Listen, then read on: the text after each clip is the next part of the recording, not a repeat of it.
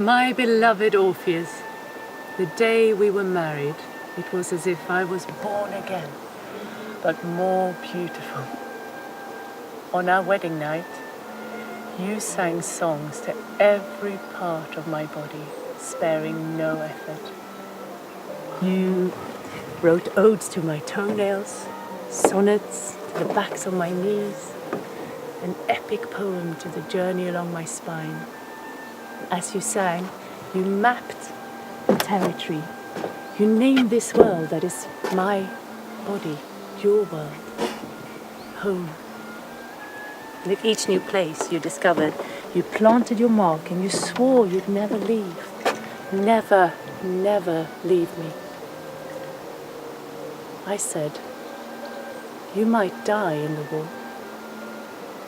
You replied, oh, Eurydice, but my love is stronger than death. Designing for landscape theatre is an interesting beast. It's not like working in the conventional theatre, mostly because you don't have the security of a conventional theatre. You can't make it dark when you want to. You can't focus a light to point people's attention in a direction that you want. And I think for a set and costume designer, it's an interesting process because you can't just plonk a stage and expect everyone to look at that stage and not look at the environment around them. So essentially the stage is the entire environment. If you can see it, then it's a stage. A lot of my process is working through the narrative of the show and discovering how I can enforce that narrative visually without arguing with the landscape that we're telling it in. Wildwork spent quite a lot of time working in Palestine. I was lucky to go over and work over there with some incredible people, and you see some amazing things, and it's a really beautiful landscape that is dotted with really aggressive structures that very clearly marcate boundaries and tell you where you are and you aren't allowed. And that was incredibly interesting to me, to look at all of that source material when looking at the border gate here and the gate to the Underworld.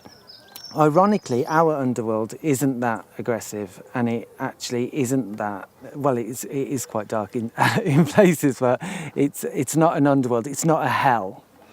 It's actually quite light and funny in places, but for me it was really important that to an audience we tried to suggest that the place that you were going wasn't necessarily a positive place before we then actually unfolded that it had different layers to it. The Underworld is a free-form section of the show, if you like. It's our journey through seeing loops of people's